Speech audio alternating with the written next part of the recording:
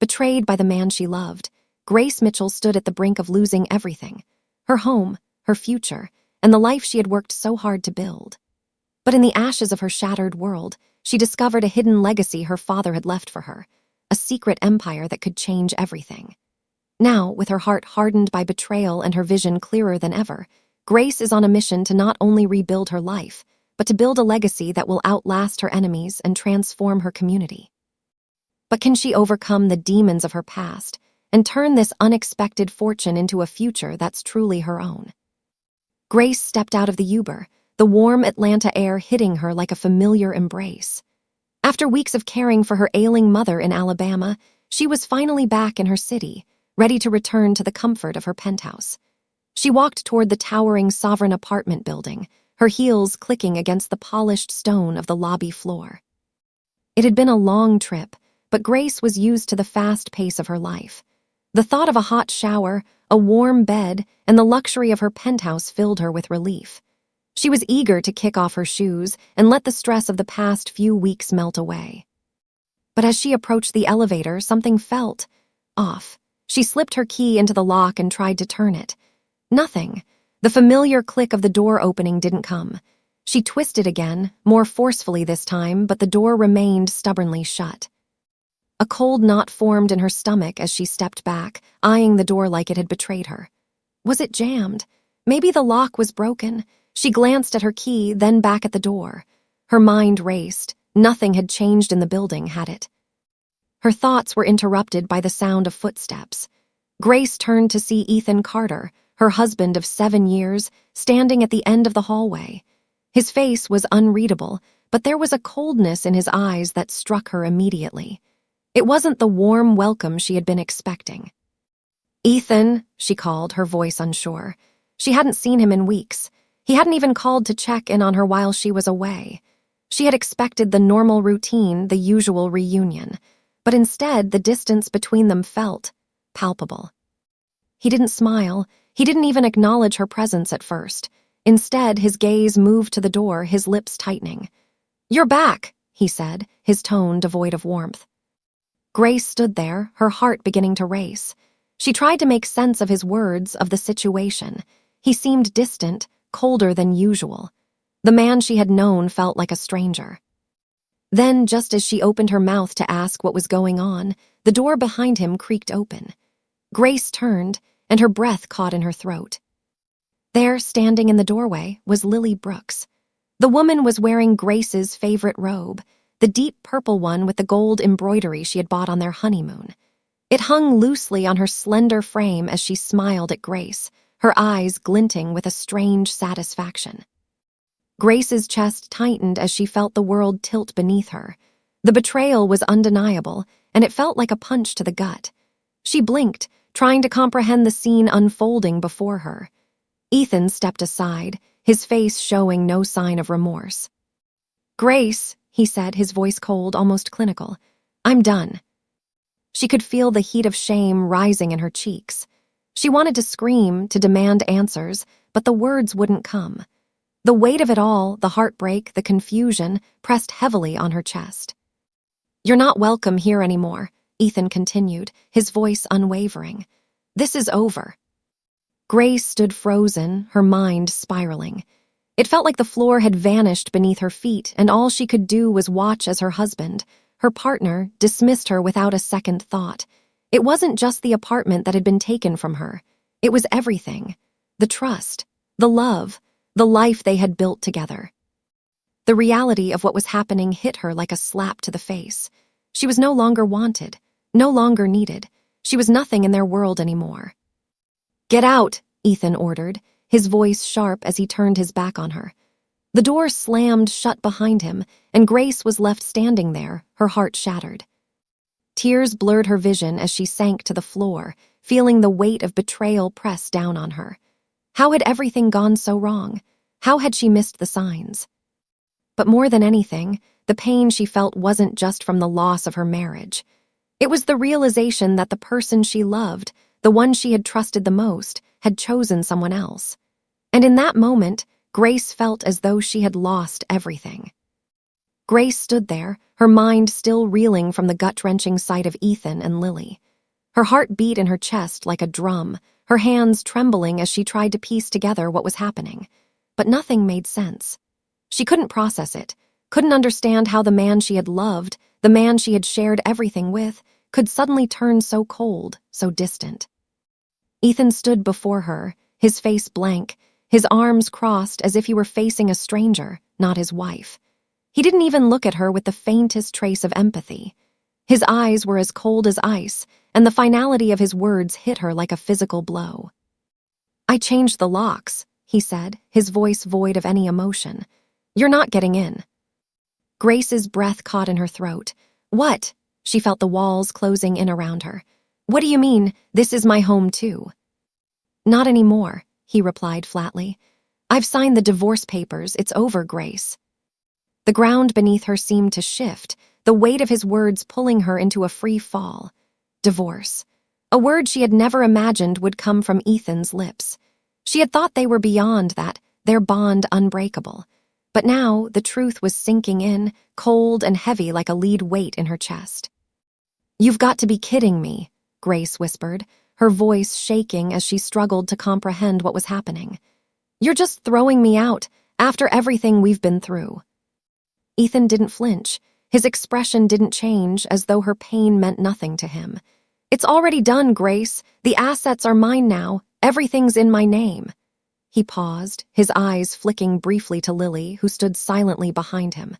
"I've moved on." Grace felt a sharp pain in her chest. The room spun as her head began to throb. "So, that's it. You just take everything and I'm supposed to leave." Ethan didn't respond. Instead, he pulled a crumpled bus ticket from his pocket and handed it to her, as though it were the most natural thing in the world. "Here," he said, "a bus ticket back to Alabama. You can go back to your mother, she'll take care of you." The ticket felt like a slap across her face, a reminder of how little she mattered to him now. Grace's hands shook as she gripped the paper, staring at the blank space where her future used to be. "How could you do this?" she asked, her voice barely above a whisper. "How could you just throw me away like I meant nothing to you?" Ethan's gaze softened for just a moment, but it wasn't with the love she remembered. It was pity. "It's for the best, Grace," he said, his voice almost condescending. "You'll be fine, you've got your family." But she didn't have her family, not in the way that mattered. She had lost everything. Grace's chest tightened, and she could feel the tears rising, threatening to spill over, but she held them back. She couldn't cry in front of him. She wouldn't give him the satisfaction of seeing her break. But the pain, the weight of what he was doing to her, was overwhelming. Everything she had worked for, everything they had built together, was gone in a heartbeat. She was nothing now. "You're not even going to fight for me?" she asked, her voice cracking. Ethan didn't flinch. "It's over, Grace. You're not my problem anymore." Grace opened her mouth to say something, anything, but the words wouldn't come. She felt the world closing in around her. How had this happened? How had everything crumbled so quickly? And then, as if to seal the finality of it all, the building's security guard appeared at the end of the hallway, his eyes flicking from Ethan to Grace. "It's time, ma'am," the guard said, his tone stiff, emotionless. A wave of humiliation washed over her. She wanted to scream. She wanted to fight. But her body felt like it had been paralyzed, as if the very air had been sucked from her lungs. "Get your things," Ethan said, turning his back on her. He didn't even look at her as he walked away, disappearing into the apartment with Lily at his side. Grace's knees buckled, and she collapsed onto the floor, the weight of it all threatening to crush her. She had been betrayed. Her world had been torn apart, and now she was being thrown out, kicked to the curb without a second thought. The security guard stepped forward, his hands gripping her arms as he roughly lifted her to her feet. "Let's go," he said, as though he had done this 100 times before. "Please," Grace whispered, her voice barely audible. "Please, I just need a minute." But the guard didn't respond. He didn't care. He simply guided her out of the building, her body feeling numb, her mind a whirlwind of shock and disbelief. As the door closed behind her, Grace stood on the street, the harsh Atlanta sun beating down on her, feeling completely and utterly alone.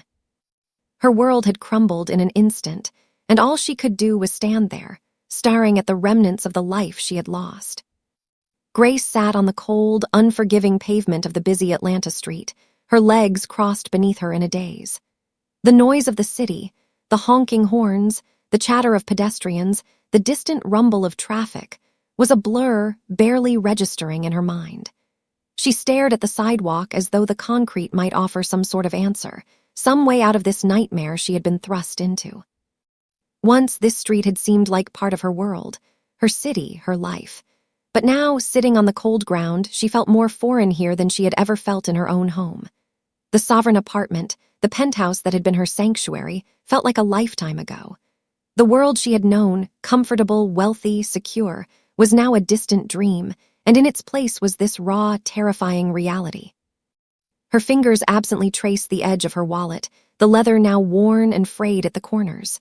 She hadn't even bothered to open it. There was nothing inside that could help her, not anymore. The bank cards, the cash, all gone, taken by Ethan. All that was left was the faint echo of what once was, a hollow reminder of a life that had slipped through her fingers. Then something caught her eye. She reached into the wallet, her hand shaking, and pulled out a small photograph, faded with time. It was a picture of her father, Samuel Sam Mitchell, from when she was a little girl. He had always been so strong, so certain. Grace could still hear his voice in her head, gentle but firm, as if he were speaking to her from another time. Never forget, Grace. Life will throw you down. It'll try to break you. But you always have something, a way out. Keep the card. It'll save you when you need it most. The memory was vivid, almost too sharp. Her father had always been practical, always thinking ahead, even when the world seemed to be on his shoulders. He had been a man of quiet wisdom, and he had made sure she understood that, no matter what, she would never be truly powerless. With trembling hands, Grace flipped the photo over. Behind it was a small blue debit card, faded, almost forgotten, but there nonetheless. Her breath caught in her throat as she held it up to the light. It wasn't much, just a simple card, but something about it felt like a lifeline in her desperate state. She didn't remember her father ever mentioning this card in detail, but she recalled his words about keeping it safe. He had said it was a backup, something to turn to when everything else failed. And now, with the world crumbling around her, she clung to that card like a lifeline in a stormy sea. Her fingers tightened around the card as she examined it, wondering what it could possibly hold.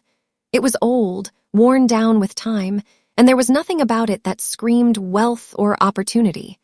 Yet the weight of her father's words still hung heavy in her mind. It had to mean something. A flicker of hope, small and fragile, began to form in her chest. She could barely allow herself to believe it. Could this be the one thing that could help her survive? She had nothing left but this card, and the faint hope that it could carry her through this dark chapter. Grace knew she had no other choice. She couldn't go back to Alabama, not yet. Her mother was already struggling, and Grace wasn't ready to admit defeat, not when her father had entrusted her with this. He had known the world could be cruel, and he had prepared her in the only way he knew how, with a simple card and a reminder to never give up. With a shaky breath, she tucked the card into her pocket and stood up. The street around her seemed less overwhelming now, though the weight of her circumstances still hung heavy on her shoulders. She wasn't sure what would happen next, but for the first time in hours, she felt a spark of something. Maybe not hope exactly, but determination. Her father's wisdom had not been in vain. Grace took a slow, steady step forward, ready to face whatever came next. She didn't know where this path would lead, but she was done feeling sorry for herself. For now, this card, this piece of her father's legacy, was all she had, and that was enough. Grace walked through the doors of Heritage Trust of the South. The quiet hum of the air conditioning and the soft click of shoes on marble floors only adding to the feeling of isolation. The bank felt old, its wood-paneled walls and brass accents a relic from another time. Grace wasn't sure why she thought coming here would bring her answers, but she had to try. She clutched the faded blue debit card in her hand, as if it were some kind of talisman that could unlock the mystery of her father's hidden wealth. She approached the counter, where a young teller sat, his fingers flying across the keyboard with an ease that seemed to contrast sharply with the weight of the task she had in mind. "Excuse me," Grace said, her voice tentative but firm. "I need to check the balance on an account." The teller, Jake Williams, looked up from his screen with a friendly smile that quickly faded when he saw the seriousness in her eyes. He nodded and gestured toward the computer, typing something into the system. The low whir of the printer in the corner seemed to echo in the quiet space. "Can I have the account number?" he asked, his fingers hesitating slightly as he waited for her response. Grace slid the card across the counter, her eyes never leaving Jake's face. "I don't have the number, but it's my father's account, Samuel Mitchell. His name should be enough." Jake nodded and began entering the information into the system, his eyes scanning the screen with increasing concentration. The minutes passed, but Grace's anxiety grew with each keystroke. There was something about this whole situation that felt off. The tension in her chest was tightening, her mind racing with possibilities. What had her father left behind, and why had he kept it so hidden? Jake paused. His fingers hovered over the keys as his brow furrowed in confusion. I'm sorry, but this isn't right," he muttered, his voice low. "What's wrong?" Grace asked, her voice tightening with concern. Jake cleared his throat, looking at the screen again and clicking through the windows on the computer. His eyes flicked nervously toward Grace before he glanced down at the screen again. "It's just the account. It's not showing up as a standard savings or checking account. It's behaving a bit strange. There's something I'm not understanding." Grace's heart skipped a beat. Her palms grew clammy and she leaned forward, her eyes fixed on his face. "What do you mean, strange?" Jake seemed reluctant to answer, but after a moment he sighed and typed a few more commands into the system. "It looks like there's no real record of it. It's like the account is linked to something else, but I don't know what." He paused. "There's a name attached to it, Achafer Legacy Holdings LLC, but I can't access any details." The mention of a company name sent a jolt through Grace's body. She gripped the counter, her pulse quickening. "Achafer Legacy Holdings? What does that mean?" Jake shook his head. "I'm not sure. The system is ancient and it's giving me weird error messages. I think I need help." Without another word, Jake stood up and walked to the back of the room, disappearing behind a set of frosted glass doors. Grace's thoughts were a whirlwind, the mention of the company name only deepening the mystery. Why hadn't her father told her about this? What kind of business was this? Minutes dragged by as Grace stood at the counter, her mind racing with unanswered questions. When Jake finally returned, he wasn't alone. A tall, older man walked beside him, Samuel Hayes, the bank manager. His stern face was as unreadable as ever, but there was something different in his demeanor today. His steps were slow, measured, as if he were walking into something he didn't want to confront. "This is Ms. Mitchell," Jake said, motioning toward Grace. "She's here to inquire about an account." Samuel Hayes turned his piercing eyes toward Grace, and for the briefest of moments, Grace saw a flicker of recognition. His gaze softened, but only for a moment before he quickly turned to the computer. "I've reviewed the account," Hayes said, his voice low and cautious. "It's unusual." Grace's stomach sank at the unease in his tone. "What do you mean, unusual?" she pressed, her heart racing. She could feel the air around her thickening with tension. This was no ordinary bank transaction. Samuel Hayes leaned in closer to the screen, typing a few commands. As the information flashed across the screen, his expression shifted, just slightly, but enough for Grace to notice. His eyes widened, and his mouth tightened into a grim line. "Achafer Legacy Holdings LLC," Hayes muttered under his breath, his voice dropping even lower. "This account, it's not just a simple savings account. It's a corporate account and entity, and it's tied to a dormant company, a shell company, but it's been active." He paused, his face pale. "Whoever set this up had far-reaching plans." Grace's pulse thudded in her ears. "What does that mean for me?" she asked, the weight of her situation hitting her with a force she wasn't ready for. Samuel Hayes hesitated, his eyes flicking from the screen to Grace's face. The bank manager's face was flushed with an emotion she couldn't quite place. Fear, maybe. He cleared his throat and spoke again, his words slow and measured. This company is yours. It was set up for you by your father. This account, this entire structure, it's all connected to something much bigger than we thought.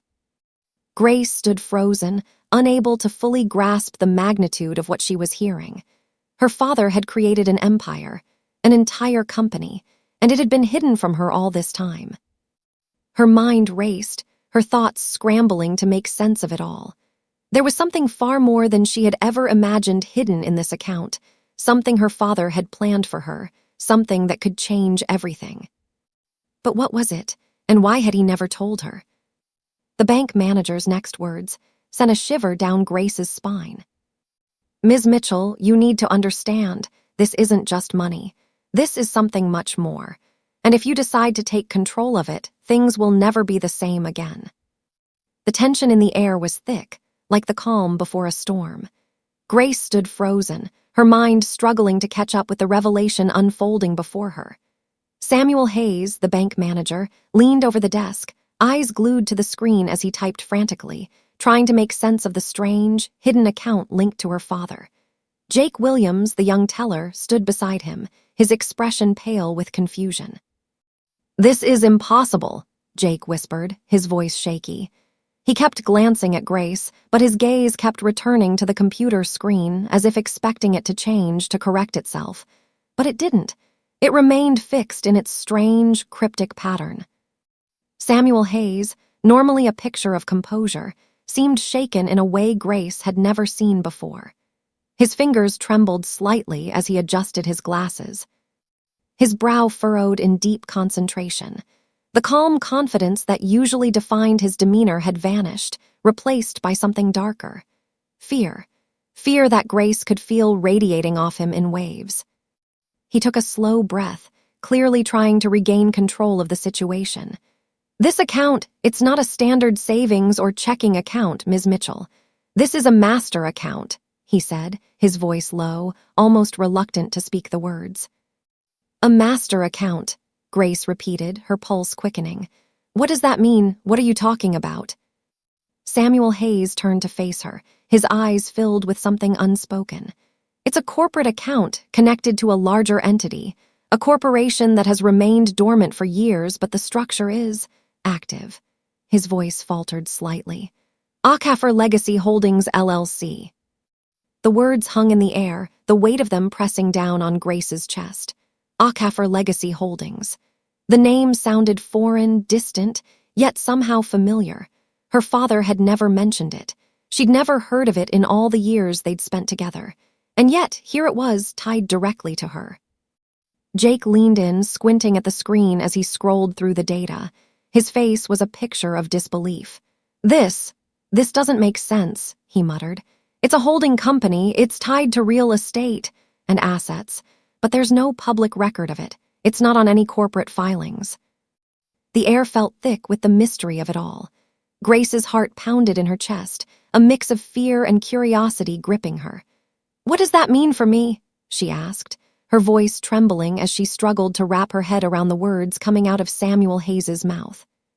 The bank manager didn't answer right away. He turned back to the screen, his fingers hovering over the keyboard. There was a moment of silence, heavy and suffocating, before he spoke again, his voice now barely a whisper. "This company was set up years ago by your father, Ms. Mitchell. It was created specifically for you." The shock of his words hit Grace like a punch to the gut. "For me," she repeated, her voice barely audible. "But why? I don't understand. Why wouldn't he tell me about this?" Samuel Hayes gave her a slow, deliberate look, his eyes filled with sympathy, or was it pity? He sighed, his voice low. "Your father was cautious. He wanted to protect you, but he also wanted to give you the chance to decide for yourself.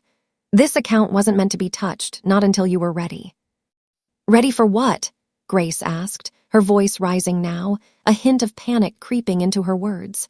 "What exactly was he preparing me for?" Samuel's expression tightened, and he glanced at Jake, who was still standing by the counter, his gaze glued to the screen. "This account holds assets far beyond what you've ever imagined, Ms. Mitchell. Real estate, investments, even businesses. Things your father built over the years. It's a foundation, a legacy. He swallowed as if the weight of his next words might break him. It's yours now. Your father's foresight has created a path for you, but it's complicated. There's a reason it's been kept hidden. Grace could barely process what was happening. Her father, the quiet, modest man she had always known, had set up an empire for her, a legacy she never knew existed. But what was the purpose of this? And why had he kept it from her for so long? Jake broke the silence, his voice low, almost reverent. You're sitting on a fortune, Ms. Mitchell, the kind of wealth most people only dream of. His eyes widened as he stared at the data on the screen, unable to hide his amazement. But it's not just the money, it's everything connected to it. The land, the properties. Your father didn't just want to give you financial stability, he wanted you to control something far more important. Grace's thoughts raced, trying to process the gravity of the situation. The world she had been living in, the one she had believed to be her reality, had crumbled in an instant. But now, here was an entirely new world, one her father had prepared for her, one she had never known about. And with it came the power to rebuild her life, to take back control, to transform everything that had been taken from her. But was she ready for this? Could she handle the weight of it all? Grace took a deep breath, the weight of the decision pressing heavily on her shoulders. Her mind flashed back to Ethan, to Lily, to the life she had just lost. She had no choice but to move forward now. There was no going back. I want to see everything, Grace said, her voice steady now, a new determination filling her. I want to know what I'm dealing with, and I'm going to make sure I don't let this slip away. The bank manager nodded, a small flicker of respect in his eyes. It's yours, Ms. Mitchell, and from here on out, it's up to you what you do with it. Grace's heart hammered in her chest, but this time it wasn't from fear.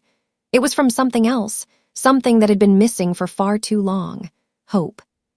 For the first time in days, she felt like she had a future again. And this time, she wasn't going to let anyone take it from her.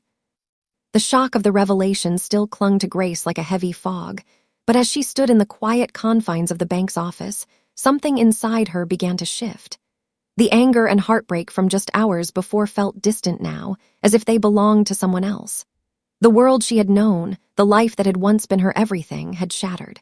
But in its place, something new was taking root, a quiet, unshakable strength. Grace's eyes fell to the faded photo of her father, still held tightly in her hand. The old image, worn and crinkled at the edges, felt like the last piece of the life she had known, a life that was now irrevocably gone. Her father's steady, calm presence seemed to echo in her mind, even now. Never forget, Grace. Life will throw you down, it'll try to break you, but you always have something, a way out. The words resonated in her chest. She had spent so many years relying on the idea that everything would remain stable, that her world would always stay the same. But it was only in losing everything that she realized the truth. Her father had known this moment would come. And when it did, he had prepared her. He had given her a foundation, a path forward, one that only she could take. The weight of it all was still there, but now, instead of sinking into despair, she could feel the flickers of something new. Resolve, determination. It was time to stop being a victim. It was time to take back control of her life. She straightened up, smoothing her blouse and inhaling deeply, as though drawing in the courage she needed. Samuel Hayes, still standing beside the counter, watched her with a look that was equal parts curiosity and respect. He had seen many clients in his time, but something about Grace had shifted. She wasn't the broken woman he'd first met today. Grace turned to him, her gaze steady, her voice clear and strong. I need you to help me get organized, she said, her words deliberate calm. First, I need to withdraw enough cash to get me through the next couple of days. I'll need access to the business account as well. I'm going to need to see all the details of Acafer Legacy Holdings, everything that's been set up. Samuel nodded, but his eyes widened slightly. He had expected Grace to be overwhelmed, maybe even lost in the complexity of the situation. Instead, she was approaching this as though she were preparing for battle. Grace didn't let him respond before continuing. Next, I need a temporary place to stay. A hotel, something secure, something private.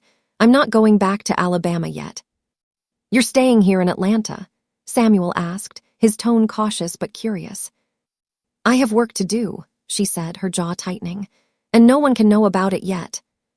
She paused for a moment, letting the silence settle between them. Her mind raced, focusing now on what needed to be done. "I need to meet with a business consultant, someone who can help me make sense of this whole thing. I want to know everything about the company, what it owns, what it controls, and how I can begin to use it." Samuel gave a sharp nod, the shock in his eyes replaced by a new level of understanding. "I'll make the arrangements," he said, already reaching for his phone. But Grace wasn't done yet. She opened her wallet, retrieving the letter her father had written to her years ago, long before she had ever known the extent of his foresight. She held it in her hands, her fingers trembling slightly, not from fear, but from something else, something deeper, something powerful. The letter was simple, straightforward, just a few words written in her father's familiar handwriting. "This is for when you're ready, Grace, when you need it most." It was his final gift to her, the key to unlocking her future.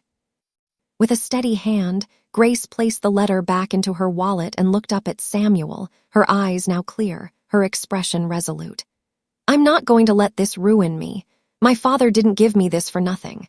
I'm going to build something from this, and I'm going to make sure make sure everyone who's taken something from me sees it." Samuel looked at her for a long moment, as though measuring her words. He had watched her crumble before, but now, as she spoke, he saw the quiet strength that had emerged from her grief. He could see it in the way she held herself, in the calmness of her voice, in the fire in her eyes. "I'll get to work on the arrangements," he said, his voice steady. "You have my word, Ms. Mitchell." Grace nodded, her shoulders relaxing for the first time all day. She wasn't just a woman who had lost everything. She was a woman who had been given a second chance, and she wasn't going to waste it.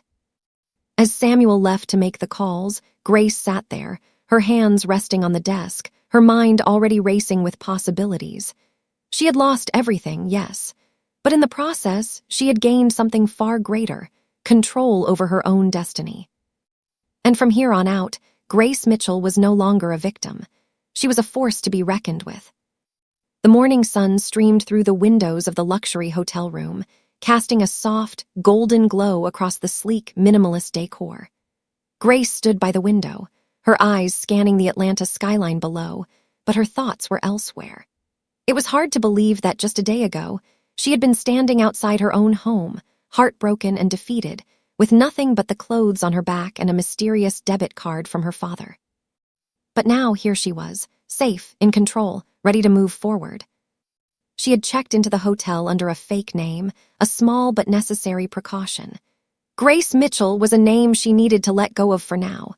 The woman who once wore that name was gone, her life shattered, her trust betrayed.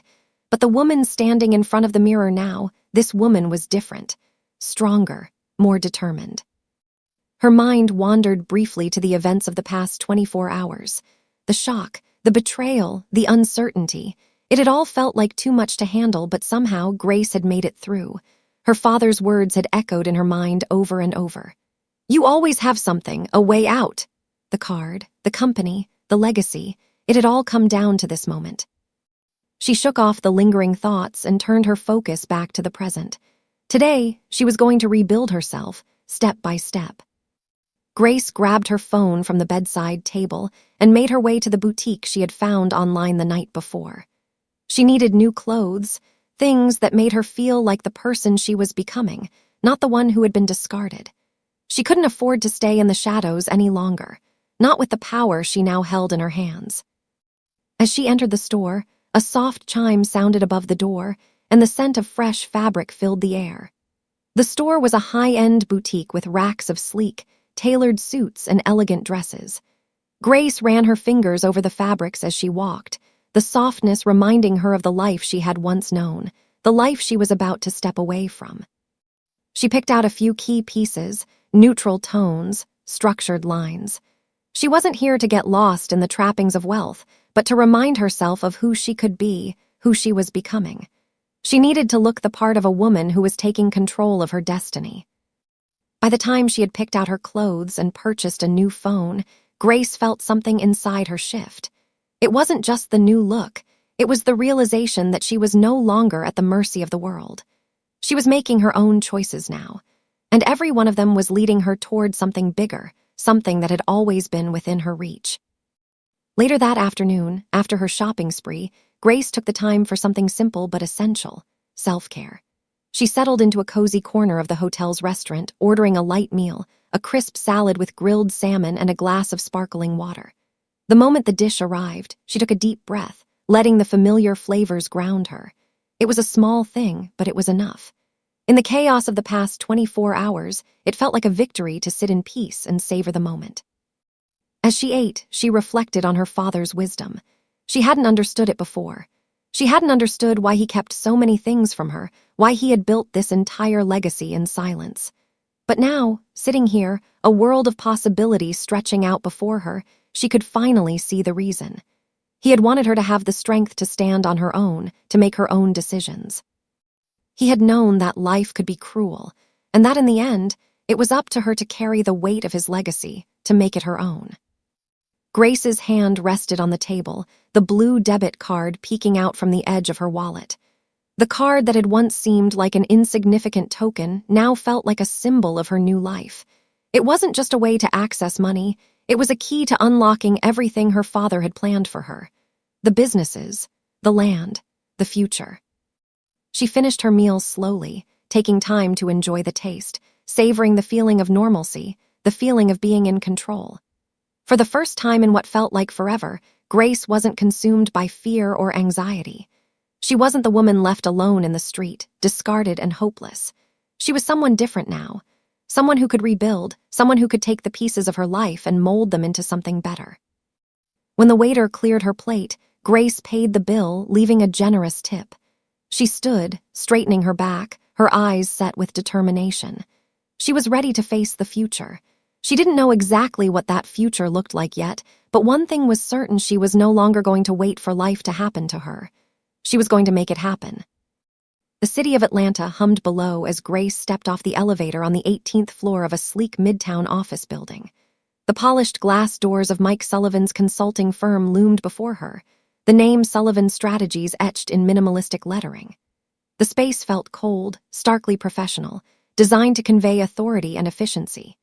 Inside, the modern decor was a study in precision: straight lines, sharp edges, and a sense of quiet control that mirrored the man she was about to meet. Grace had chosen Mike Sullivan for a reason. His reputation as a no-nonsense business consultant preceded him, and though the firm was small, it had a reputation for turning struggling entities into profitable ventures. That was exactly what she needed. Ukafkai Legacy Holdings LLC was more than just a dormant company. It was her father's final gift, a legacy she had yet to fully understand. Mike was the person who could help her breathe life into it. The receptionist, a young woman in a sharp black suit, gave Grace a polite smile as she led her into the inner office. The space was minimalist, much like the building itself. A long, polished oak desk dominated the room, and beyond that, an expansive window framed a view of the bustling city. The walls were bare, save for a few abstract pieces of art that added just enough personality to balance the austere surroundings. And there he was, Mike Sullivan. He stood behind the desk, his posture erect, a sharp contrast to the relaxed nature of the room. He wore a dark suit, his shirt crisp and collar unbuttoned, giving him a modern, approachable air despite the formality of the office. His hair was a bit tousled, and his eyes, sharp and analytical, were already fixed on Grace as she entered. "Ms. Mitchell," Mike said, his voice low and measured as he extended a hand.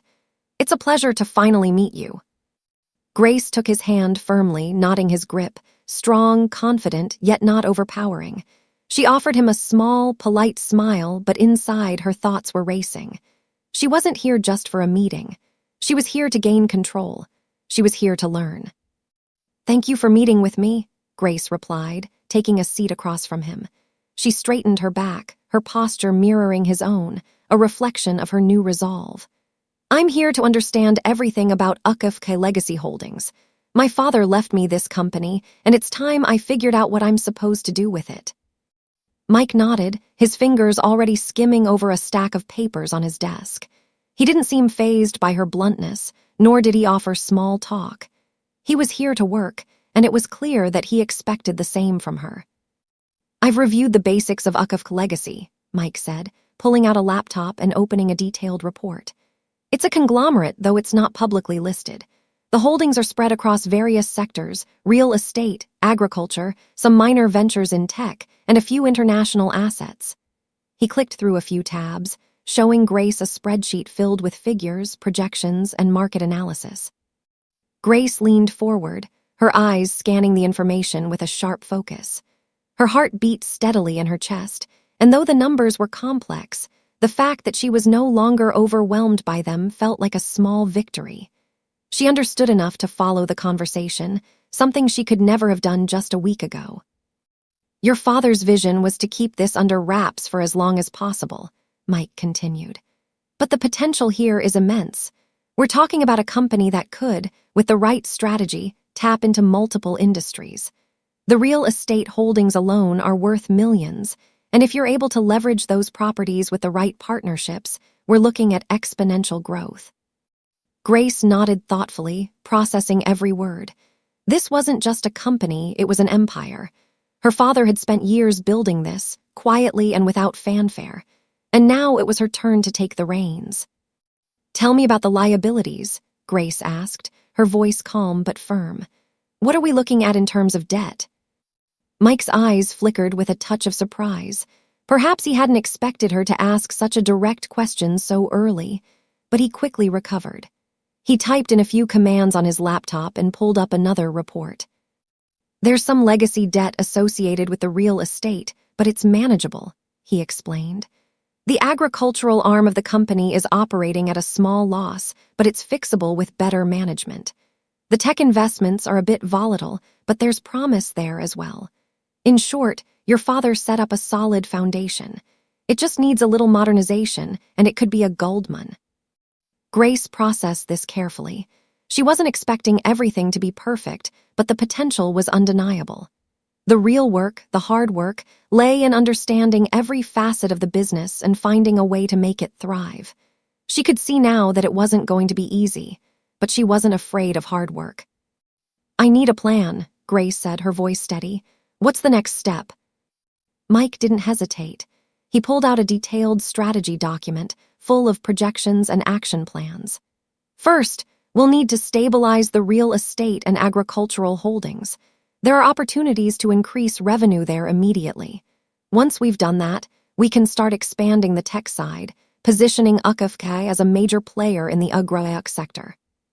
Grace listened intently, nodding along as Mike laid out his ideas. The more he spoke, the more she felt herself shifting, her understanding of the business growing stronger. She had always been the kind of person who trusted others to handle the details, to take care of the hard parts. But now, she realized she had to be the one to learn, the one to lead. Mike's voice had become a steady rhythm in the background as Grace processed everything. His tone was calm, analytical, but she could hear the subtle respect in his words now. She wasn't just another client. She was someone who was ready to take action. "I'll have a preliminary business plan ready in the next few days," Mike said, snapping Grace out of her thoughts. "But Ms. Mitchell, I can tell you this now. If you stay on course, this company will not just survive. It will thrive." Grace sat back in her chair, the weight of the moment settling in. For the first time in days, she felt a sense of clarity, a vision of what was to come. She wasn't just a woman recovering from betrayal anymore. She was a businesswoman, a leader, and her journey had only just begun. The days blurred together as Grace threw herself into the world of business. She had always considered herself capable, intelligent, but in the realm of corporate strategy, the learning curve was steep. Every evening, after long hours in the office, she would retreat to the hotel room, where piles of financial reports, legal documents, and property portfolios awaited her. The first few days were overwhelming. She felt like a beginner again. But Grace wasn't someone who backed down from a challenge. She had been handed the keys to an empire, and she was determined to understand every inch of it. There were moments when the figures seemed to blur, when the legal jargon felt like a foreign language. But every time she felt that initial wave of panic rising, she reminded herself of one simple truth: she had control now. With the help of Mike Sullivan's guidance and the resources her father had set aside for her, Grace began to piece everything together. Slowly but surely. The numbers started to make sense. She could read through balance sheets without hesitation. Legal clauses no longer confused her. The management of the real estate holdings, the potential for growth in agritech, the power she had in her hands, it was all coming together. But her transformation wasn't just intellectual. It was physical, too. The first step was a change she had been avoiding for days: cutting her hair. It had been a decision that felt oddly symbolic, a way of shedding the last remnants of the old Grace. The woman who had been blindsided by betrayal, the woman who had been left behind. The long, flowing locks she had once cherished now felt like a weight. In a quiet salon tucked away in Midtown, Grace sat in front of the mirror as the stylist worked with swift, confident movements. With each snip of the scissors, she felt something inside her release. When she stood up from the chair, her reflection was different: sharp, clean, a woman who meant business.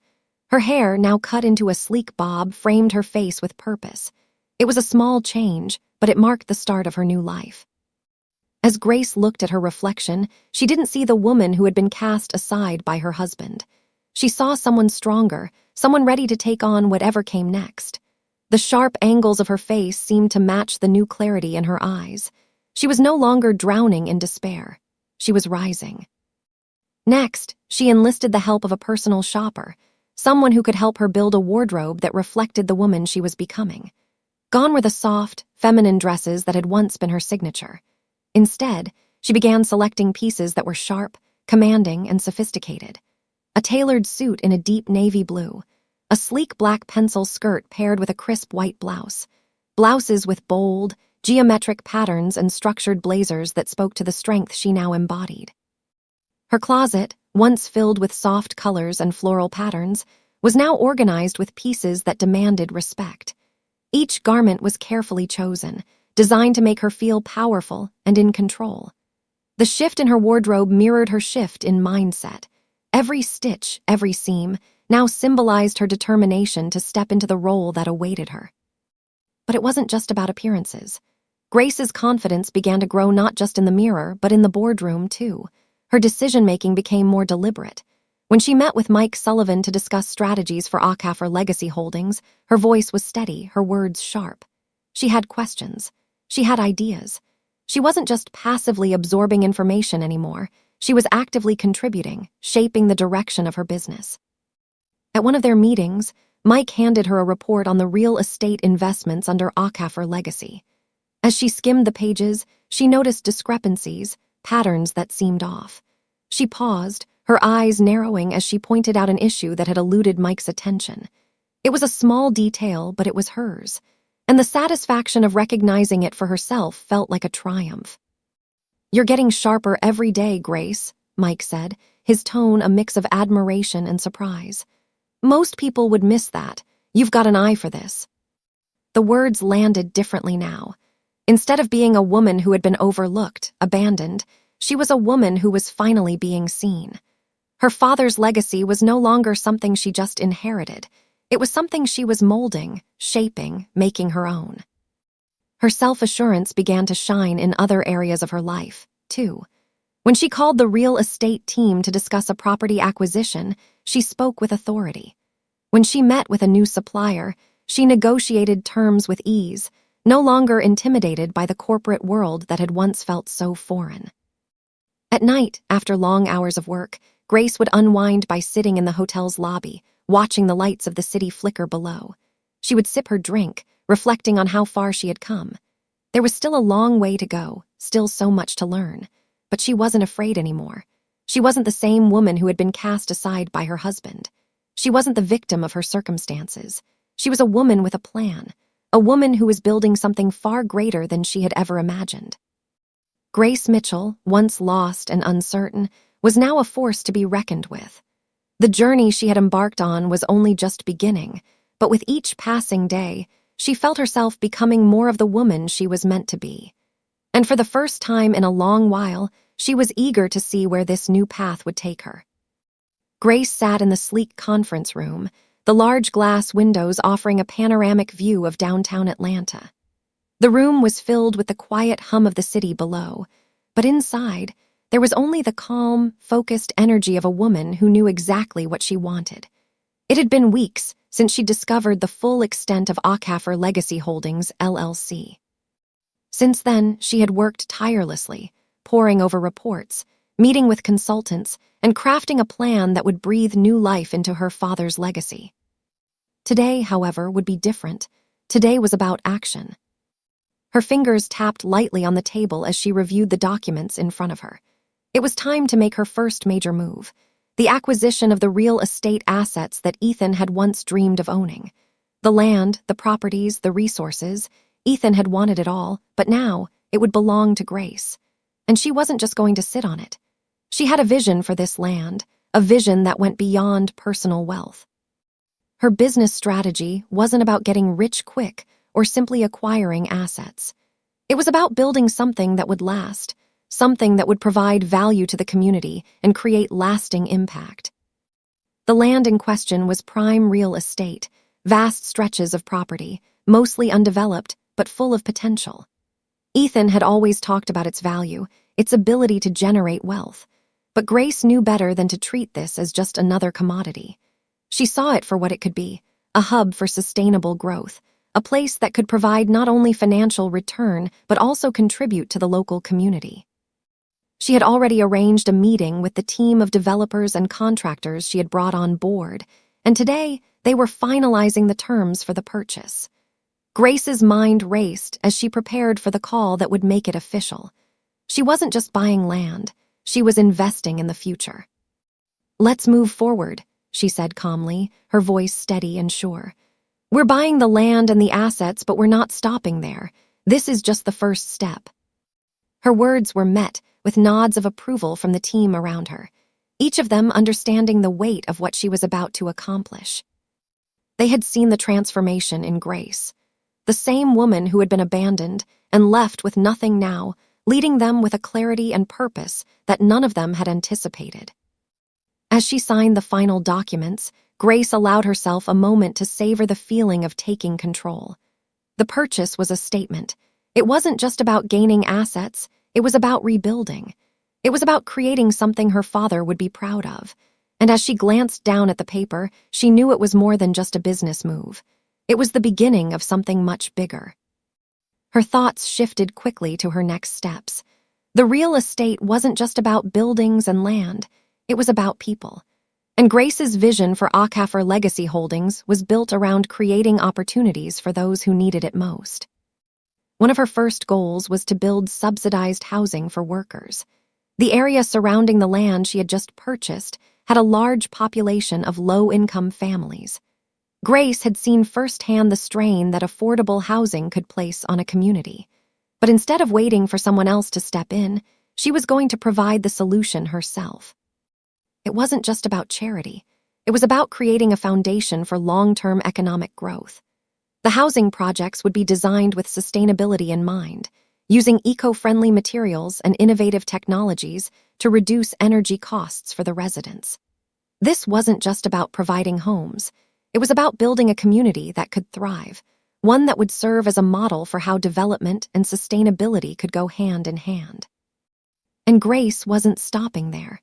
She also wanted to create a training center for agriculture, a direct response to the growing demand for skilled workers in the farming and agri-tech industries. The region had rich agricultural potential, but many of the workers lacked the skills to tap into that potential. Grace knew that with the right training and education, she could help provide jobs for local residents, empowering them to build careers that could support their families and contribute to the area's economic development. "I want this to be a place where people can find opportunity," Grace said during her meeting with the development team. "Not just a place for us to make money.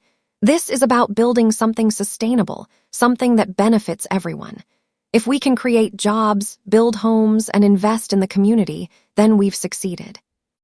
Her voice was filled with conviction, the words coming easily now, like a mantra she had been rehearsing for weeks. She wasn't just a woman reclaiming what had been taken from her. She was a woman with a vision, one that would shape the future of Ackhafer Legacy Holdings and, more importantly, shape the future of the people who lived there. Grace's team agreed on the blueprint for the next phase. They would begin construction on the housing projects within the next month, and within 6 months, they would break ground on the Agriculture Training Center. As Grace left the meeting room, she felt the weight of the decision behind her, but this time, it was different. This wasn't a weight that crushed her. It was a weight that propelled her forward, a reminder of the responsibility she now carried. With the first major step taken, Grace felt a sense of purpose she had never experienced before. She wasn't just taking over her father's company, she was transforming it into something that could change lives. And in the quiet of the afternoon, as the city buzzed outside her window, Grace Mitchell knew she was no longer the helpless woman she had been just weeks ago. She was a force to be reckoned with, and this was only the beginning. Ethan sat in his office, the polished mahogany desk before him looking like a cold, indifferent expanse. His fingers drummed nervously against the surface, the soft sound a stark contrast to the pounding of his thoughts. He was staring at the financial projections in front of him, numbers that no longer made sense, figures that seemed to mock him. The land deals he had once dreamed of controlling were slipping through his fingers, and the future he had so confidently expected to own was quickly unraveling. He glanced over at the stack of rejection letters that had piled up on the side of his desk. Banks, investors, lenders, none of them were willing to back him anymore. The massive real estate development project he had poured his heart and soul into was dead in the water, and it was all because of Grace. She had taken the land, she had taken the company, and now she was taking the future that he had always believed was his for the taking. His stomach twisted in anger and frustration. He had always been the one in control, the one who had made the decisions. But now, the tables had turned, and Grace had positioned herself as a force to be reckoned with. His phone buzzed on the desk, breaking his thoughts. He picked it up, already feeling the weight of the conversation ahead. It was Sophia Green, the one person he could still count on, or so he thought. "Ethan," she said, her voice sharp and impatient as always. "We need to talk." He exhaled sharply, running a hand through his hair. "About what, Sophia?" His tone was edged with frustration. "About how Grace has stolen everything from me, how she's outplayed me at every turn." "She hasn't stolen anything," Sophia said, her voice cool but with an edge of irritation. "You gave it to her. You handed it all over. You signed the papers. You changed the locks. You're the one who decided to end it with her." "Don't remind me," Ethan snapped. "I'm dealing with enough right now." "Clearly," Sophia shot back. "You can't even secure funding for your own projects. How are you going to survive this?" Ethan's jaw clenched. "I'm not stupid. I'm trying to get back on track. I just need a few more investors, a little more time. I'll get it all back." "Time?" Sophia's voice raised slightly, a note of incredulity in it. "You don't have time, Ethan. Grace is moving fast and you're sitting here with your hands tied. No one wants to touch you now. You've got nothing." His temper flared. "I'll figure it out. I don't need anyone to tell me what I already know. I don't need your advice, Sophia." "I'm just trying to help," she said, a sigh of exasperation escaping her. "But you're too proud to see that. You're sinking, Ethan, fast." Ethan slammed his fist down onto the desk, the sound loud in the quiet office. His face flushed with anger. "Don't tell me what I'm sinking into. I know this." Sophia's silence on the other end of the line felt like a weight hanging between them. He could feel the tension building, the unspoken truth settling in. She wasn't wrong. He was sinking. His world, once built on a foundation of arrogance and confidence, was now buckling under the pressure of his own poor decisions. "I'll fix this, Sophia," he said through gritted teeth. His voice barely a whisper now. "I have to. Grace can't win, not like this." "Then do something about it," she replied, her voice tight. "Before it's too late." The call ended, and Ethan sat there in the silence of his office, staring at the papers in front of him, dead weight in his hands.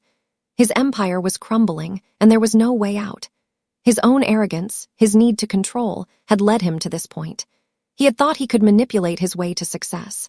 He had never imagined Grace would take the reins and turn everything he'd worked for into her own. The reality of his situation hit him like a physical blow. He had no allies left. His partners were turning away.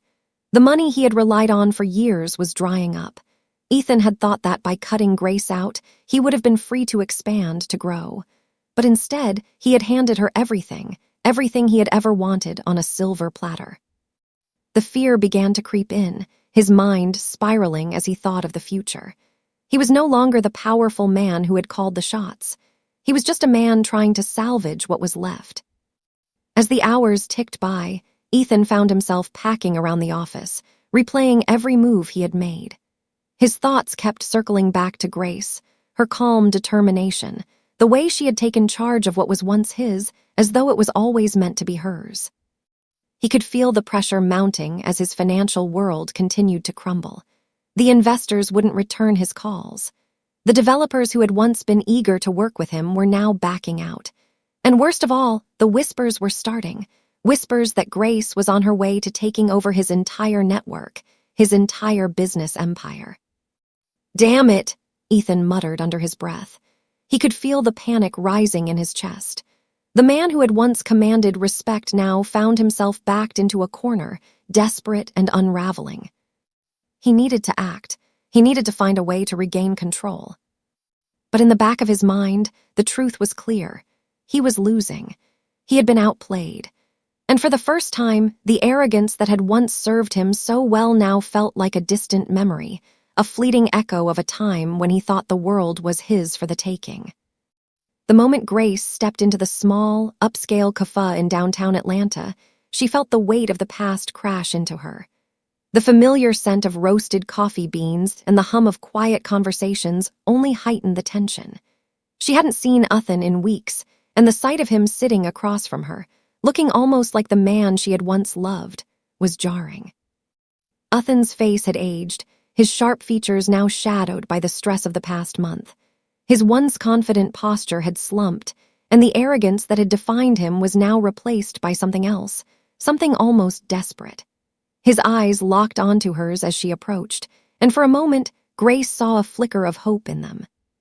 But that hope quickly faded when Grace took a seat across from him, her back straight, her gaze unwavering. She had no intention of making this meeting comfortable. She had nothing left to say to the man who had thrown her out of their shared life like she was nothing, the man who had betrayed her. "Grace," Ethan started, his voice soft, almost pleading. "I'm glad you agreed to meet me. I've been thinking about everything, about what happened between us." Grace didn't respond right away. She studied him carefully, noting the tremble in his hands as he fidgeted with the napkin on the table. She had once loved this man, trusted him, but now all she could see was a shadow of the person she had thought she knew. The man sitting across from her was a stranger, a man who had shown his true colors the moment she was at her lowest. He cleared his throat, looking down at the table before looking up at her, his eyes filled with a mix of guilt and determination. "Grace, I'm sorry. I know I messed up. I made a terrible mistake, but I want to fix things. I want us to start over." Grace's lips curled into a thin, tight smile. His words were hollow. She could feel the desperation in his voice, the way he tried to mask it with false sincerity. He wanted to come back to her, to rebuild what they had, but Grace knew better now. She wasn't the same woman who had clung to his promises. "No, Ethan," she said, her voice calm, measured, and unyielding. "You don't get to fix this, not anymore." Ethan's expression faltered. He opened his mouth to speak, but Grace raised a hand to stop him. There was nothing he could say that would change what had already been done. "I used to think I needed you," Grace continued, her gaze steady.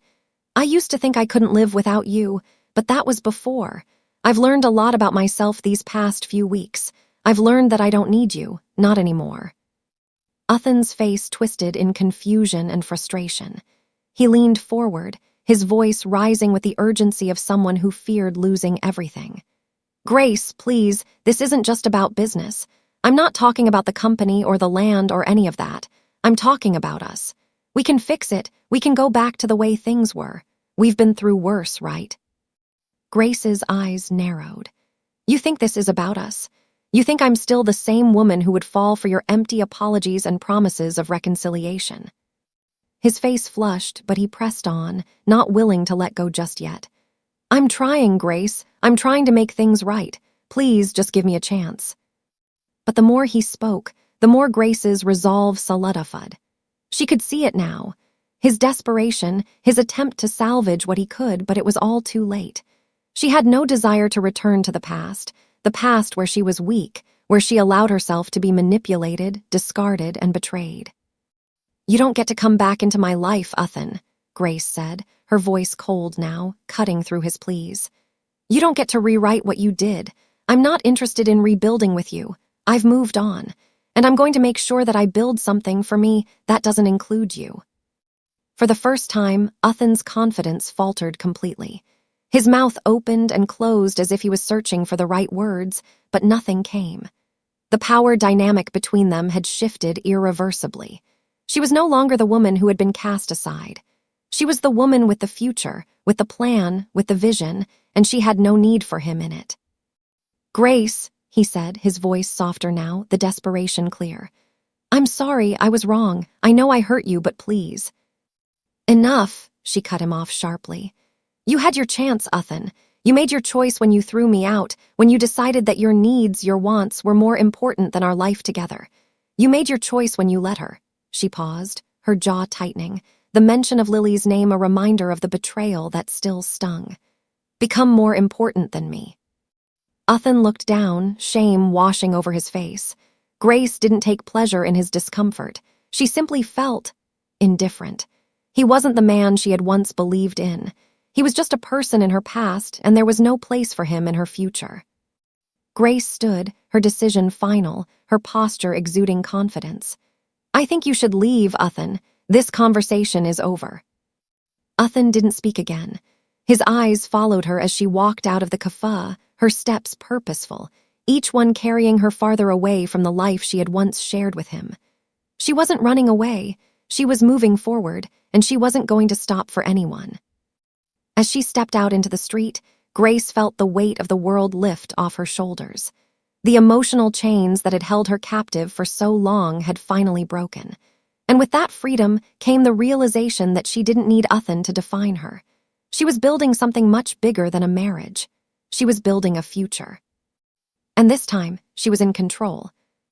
The city of Atlanta bustled around Grace as she sat in her private office, the hum of the urban landscape filtering through the windows.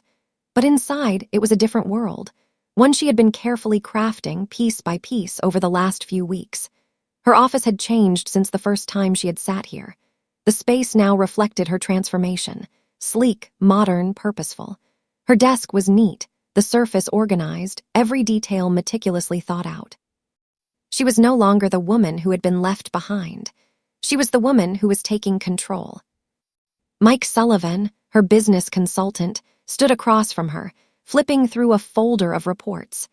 His usual calm demeanor was replaced by a focused intensity that mirrored Grace's own.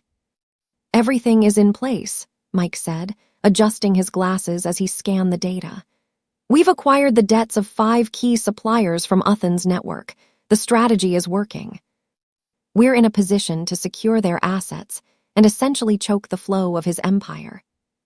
Grace's lips curled into a slight smile, but it wasn't one born of malice. It was a smile of justice.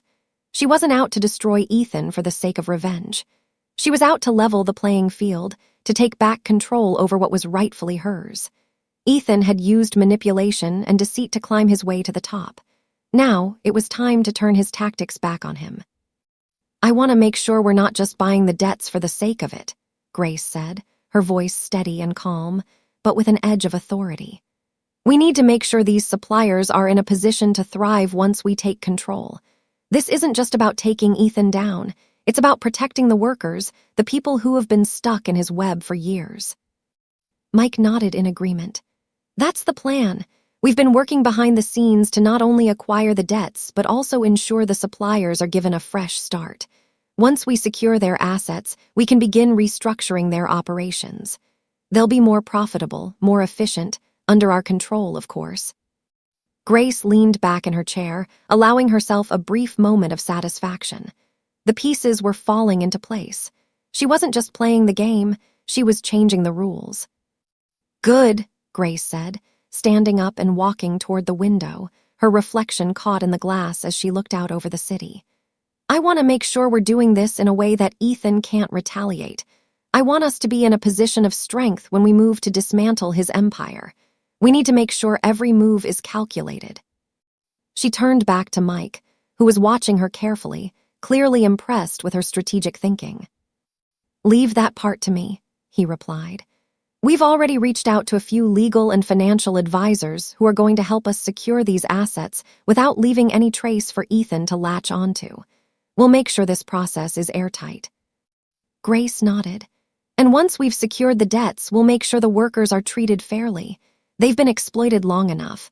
I want to provide better wages, better benefits. We'll offer training, support them with resources. I want this to be a partnership, not just another corporation bleeding people dry." The sense of justice that filled her heart in that moment was palpable. It was no longer just about the money, the land, or the business. It was about doing the right thing, about giving people a chance to thrive without being trapped in the cycle of exploitation. She wasn't just taking over her father's legacy. She was shaping a new kind of future for the workers who had been caught in Ethan's manipulative grasp. "We're already building a team of allies," Mike said, breaking into her thoughts. "I've made contact with a few of Ethan's former partners who are ready to jump ship. We've also been getting interest from local investors who see the potential in what you're doing. They want to be a part of the next phase of Aakhafer legacy." Grace's gaze sharpened as she looked at the board of potential allies and partners that Mike had laid out. These weren't just people who had seen an opportunity, they were people who shared her vision.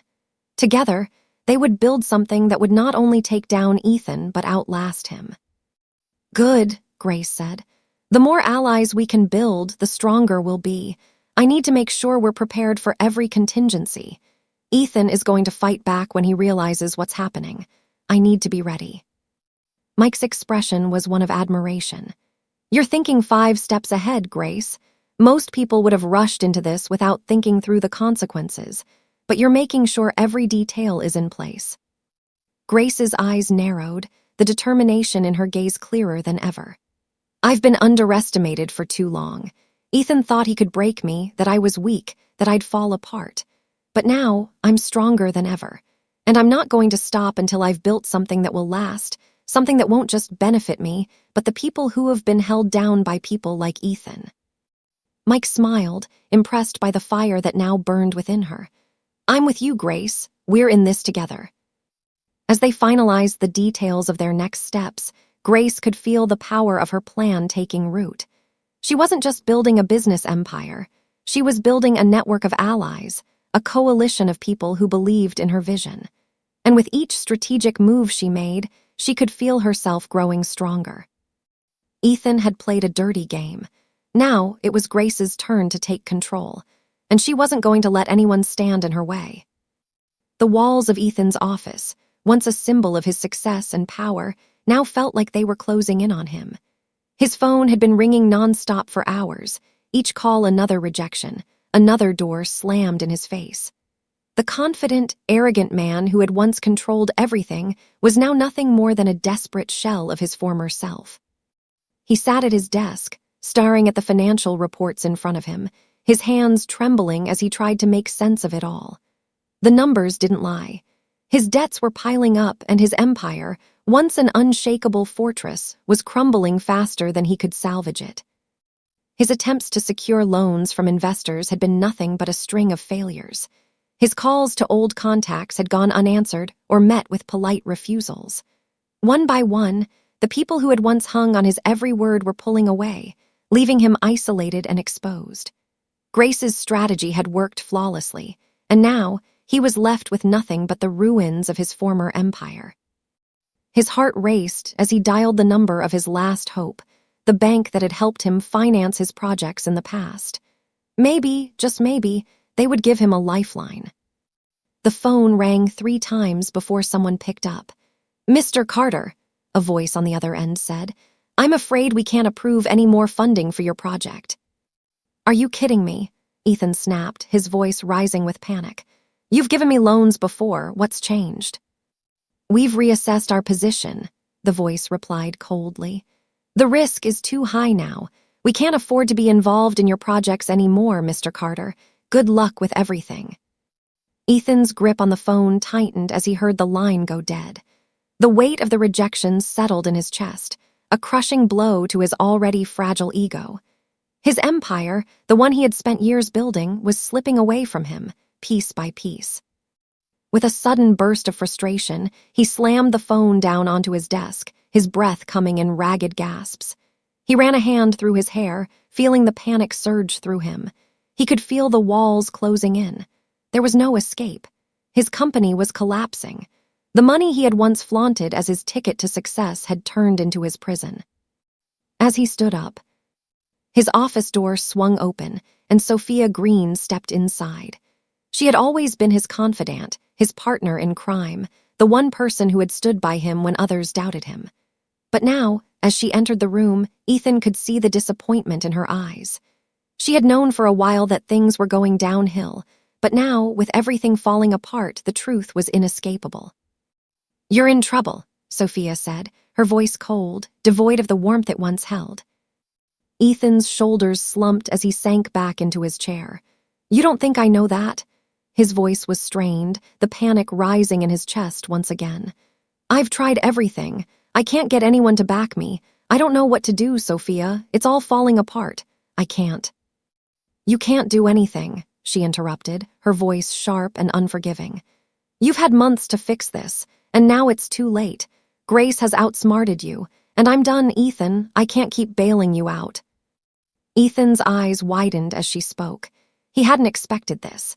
He had expected sympathy, maybe even a hint of compassion, but instead, all he saw was coldness. Sophia's gaze was no longer filled with the admiration and loyalty he had once relied on. There was no trace of the woman who had been his partner in building his empire. "Done," Ethan's voice was barely a whisper. "What do you mean, done? We've been through everything together. You can't just—" "I can," she snapped, her eyes narrowing with a finality that hit Ethan like a punch to the gut. "I'm not going down with you. I've made my money, Ethan, and I've made my decisions. You've made yours, and I can't fix this for you anymore." Ethan opened his mouth to respond, but the words wouldn't come. His empire was collapsing, and the one person who had always been there, the person he thought he could count on, was walking away. The reality of it hit him harder than any rejection, any failed loan. Sophia, the one person who had helped him climb to the top, was leaving him to fall. "Don't call me anymore," she added coldly, turning on her heel and walking toward the door. "I'm done." The door clicked shut behind her, and the silence in the office was deafening. Ethan sat there, frozen in place, as the weight of his failure began to settle on his shoulders. His phone buzzed again, but he didn't reach for it. He couldn't. The notifications, the calls, it was all irrelevant now. He had no one left to help him, no one to turn to, not even Sophia. His mind raced, the panic turning to dread. His empire was falling apart, and there was nothing he could do to stop it. His debts were too high. His credibility was shot. The only thing left was the inevitable crash. And then, like the final blow, the legal papers arrived. He had known it was coming, the lawsuits, the claims from investors, the contracts he had broken. But seeing them in front of him made it real. He was being taken to court. His empire wasn't just crumbling, it was being dismantled piece by piece. Ethan slumped in his chair, his mind clouded with fear, frustration, and shame. The man who had once ruled his world with arrogance and confidence was now facing the consequences of his own actions. And as he sat there, the weight of his failure heavier than ever, he knew it was over. There was no way back. The soft hum of the city outside Grace's office window had become a comforting background noise. But inside, it was the sound of victory, the sound of Grace Mitchell's triumph. The office, now sleek and modern, had transformed from a place of uncertainty to a symbol of her hard-fought success. No longer confined to the shadow of her past, Grace stood at the helm of Ackhafer Legacy Holdings, LLC, a thriving business that had not only reclaimed the legacy her father had left her, but had built something even greater in its place. The real estate holdings were no longer a dormant collection of properties. They were now thriving communities, the heart of her vision for a better future. The subsidized housing project, which she had poured every ounce of energy into, was complete, and already families were moving in. These weren't just houses, they were homes, designed with sustainability in mind, providing affordable living for those who had been left behind by the system. Grace had ensured that each home was not only a roof over someone's head, but a step toward lifting entire communities out of poverty. She had poured resources into energy-efficient designs, ensuring low utility costs for the residents. It wasn't just about providing shelter. It was about creating a foundation for people to build their futures. And then, there was the Aquifer Training Center, a facility she had dreamed up, an idea that had been born from the very struggles she had faced. The center focused on teaching agricultural skills to those in need, offering certifications, hands-on experience, and a chance to break into a thriving industry that was more crucial than ever. She had partnered with experts in sustainable farming and agri-tech, making sure that the center would be a beacon of opportunity for the community. Grace's vision had become reality, and every day she saw the results of her hard work. Young people learning new skills, families moving into their new homes, businesses booming in once neglected areas.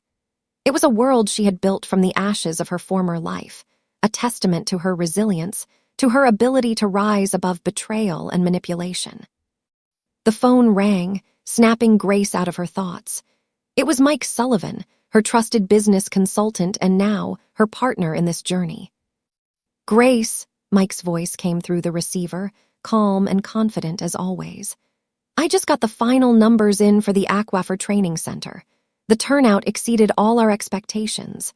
We've already had 3 local businesses reach out for talent, and the interest from investors has more than doubled in the past week." Grace smiled, her heart swelling with pride.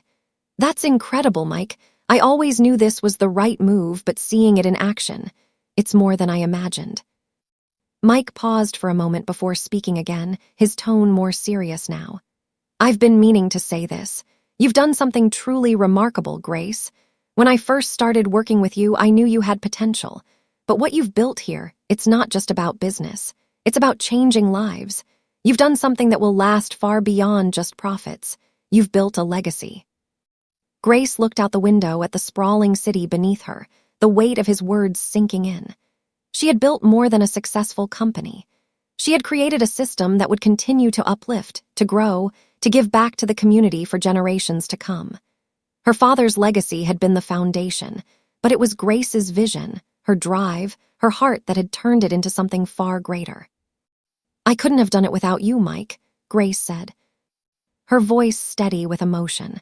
"Your support, your expertise, it's been invaluable, but this is just the beginning. We have more to do." Mike chuckled, a hint of admiration in his voice. "I know.